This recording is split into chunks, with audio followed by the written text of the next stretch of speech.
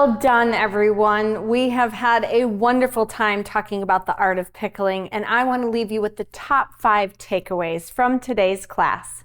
Number 1, a minimum of 5% acidity is required when pickling for home canning and food preservation. Number 2, canning and pickling salt. It should be used when pickling anything at home. A good substitute in a pinch, however, sea salt. All right, number 3, pickling and fermenting are different, but similar. Pickling is the addition of acid, namely vinegar, in home canning. Number 4, raw pack your jars as tight as possible. It's like playing a game of Tetris to produce the best outcome and maximize that jar's yield.